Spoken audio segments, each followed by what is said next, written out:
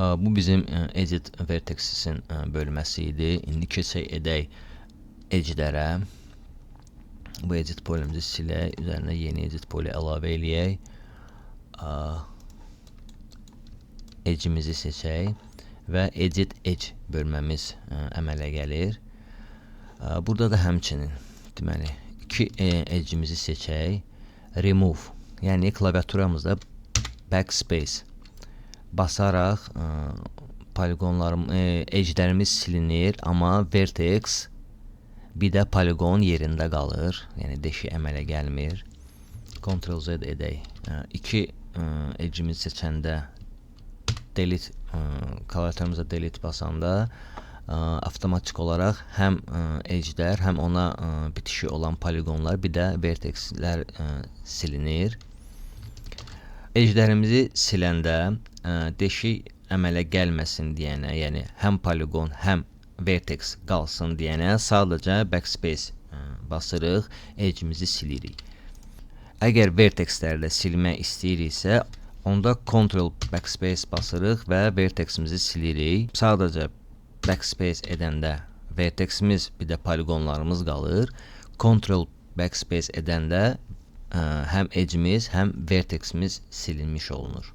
Insert vertex aləti ilə edge'imizin üzərinə vertex əlavə edə bilirik. Aktiv edirik alətimizi və istədiyimiz edge'in üzərinə vertex əlavə edirik.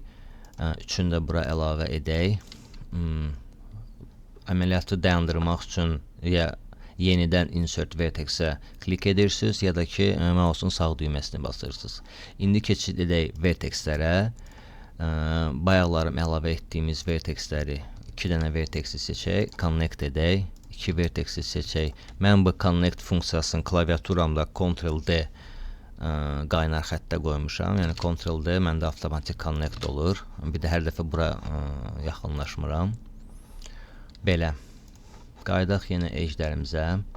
Bu edge'lərimizi seçək. Mouse'un sol düyməsini iki dəfə klik etdikdə loop seçilir. Edge'ləri seçdikdən sonra split alətini istifadə edirik. Split də vertexlərdəki kimi break funksiyasını daşıyır. Split'ə klik edirik və keçid edək vertexlərə. Bir verteximizi seçib çəkirik kənara və görürük ki, artıq bu vertexlər break olunub. Yəni split də həmən break funksiyasını sadəcə edge'lər üzərində işləyir. Növbəti alətimiz chamferdir. Bu kənar edge'ləri seçək və üzərinə chamfer əlavə edək.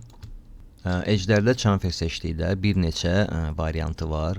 Quad chamfer var, yəni 4 bucaq setka yaradır. Triangle chamferdir, 3 bucaq setka yaradır.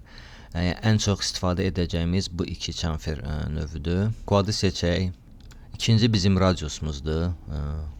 Radiusumuzu verək. Üçüncü segmentlərdir. Yəni segment artırırıq. Gördüyümüz kimi segmentlər artır. Dördüncü bizim dartınmamızdır. Yəni bizim chamfer gördüyümüz kimi düz bucaqdır. Bunu azaldıqca görürük ki, chamferimiz artıq bucağı dəyişir və yumru olmağa başlayır. Tam ideal yumru radiusda 0,5-dir.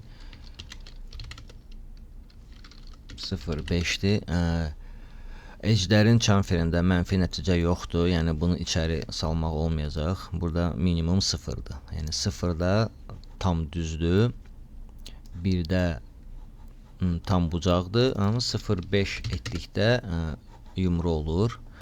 Burada smooth chamfer only seçirik, çünki sadə smooth olanda hər yerə smooth yayılır və obyektimiz belə yumru kimi görsənir. Ona görə smooth chamfer only ki, chamferimiz yalnız seçdiyimiz edge'lərin üzərinə əlavə olunsun. Bu chamferin bir növüdür. Quad chamferimizdə gördüyümüz kimi həm burada 4 bucaq poligonlar yaranır, yəni setkamız 4 bucaq olur. trianglı bu üçbucaq çemferini seçdikdə görürük ki, artıq üçbucaq poligonlar yaranır və quadla trianglın çemferin fərqləri ondadır və trianglda bizim dartmamız yoxdur, yəni avtomatik olaraq yumru edir onu. Sonra çemferdə belə bir funksiya var.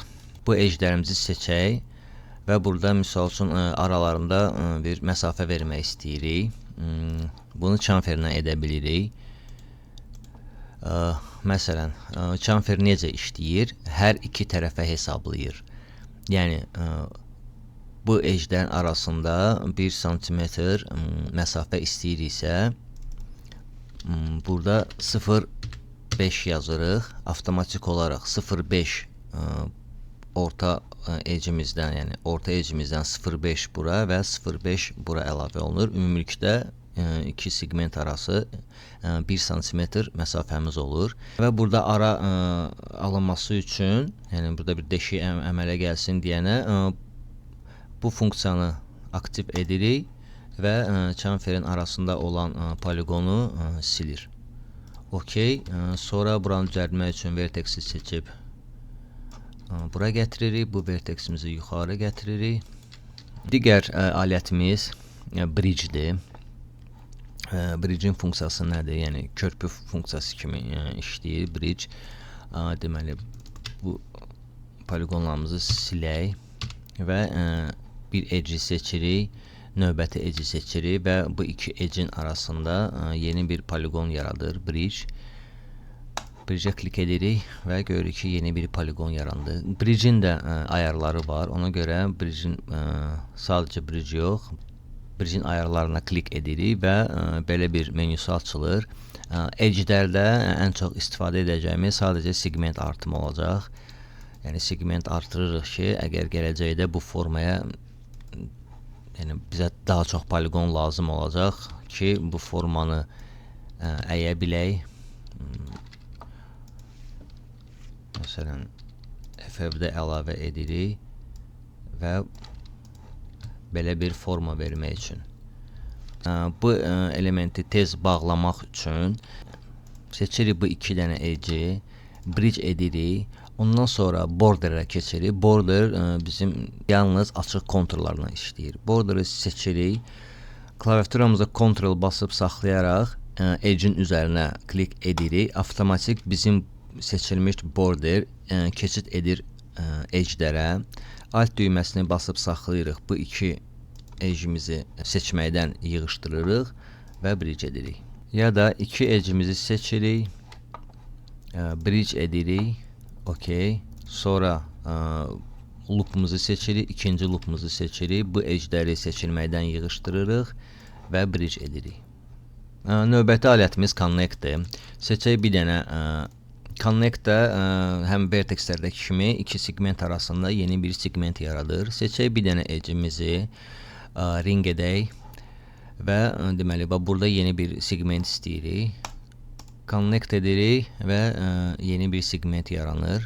Segmentlərin sayını artırmaq olur, yəni açılmış menümüzdə segmentlərin sayını artıra bilirik. Bunu həm bir segment üçün istifadə edə bilərik. İki vertexi, iki edge'i seçirik, connect edirik, bir dənə yeni segment yaranır.